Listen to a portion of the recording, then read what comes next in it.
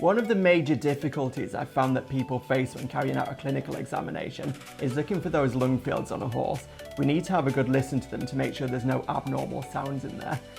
A nice lung field should be nice and clear. We should have no crackling, which would be a sign of fluid in or around the lungs, and we shouldn't have any wheezing, which may be a sign of asthma. Firstly, to get a good overall view of the respiratory tract, I'm going to place my stethoscope at the bottom of the trachea towards the thoracic inlet. This is going to give us a good overview of what's going on.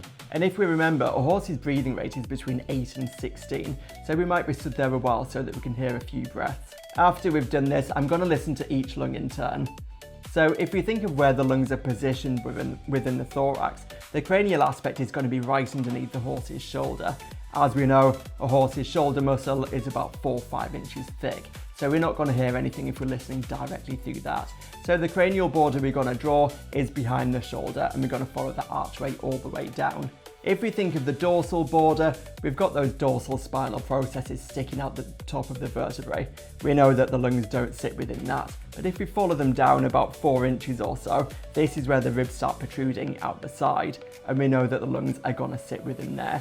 So 4 to 5 inches from the spine should be absolutely fine, and we're going to draw a nice line from that cranial border we just spoke about behind the shoulder all the way back to the last rib. We know that the last rib is a landmark which separates the thorax from the abdomen, so in a normal horse we're definitely not going to have lungs more caudal to that last rib. Hopefully it's been marginated by the diaphragm, which is connected to the last rib. Then the ventral border is roughly at the points of the elbow, so we can draw a nice line down the back of the shoulder, one across the spine about 4 inches from the most dorsal point all the way to the last rib, and make a nice triangle in there. And because the lungs are so large in a horse, we need to listen in a few different areas. I'm going to do 3 towards the dorsal aspect of the lungs, 2 halfway down, and then 1 as ventral as I can get. The reasoning for this is because if we've got any fluid in the lungs, that's going to sink down to the bottom with gravity. So if we're just listening to a couple of different areas across the top, we could quite easily miss that, especially in those milder cases. And in a normal horse, the only normal sounds we should be hearing is a slight bit of air going across the head of the stethoscope if we're towards that thoracic inlet.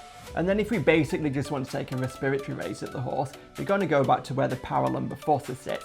So if we go to the back of the abdomen where we start dipping in before the back leg starts coming out again, we've got a nice dip in there. And you can literally just stand and watch this, and we can look for breathing in, breathing out, and any kind of exertion which shouldn't be included. And like we said, a normal respiratory rate for a horse sits between 8 and 12, or may go up towards about 16, depending on what they've been doing. And that's respiration in a nutshell for horses in terms of the clinical exam.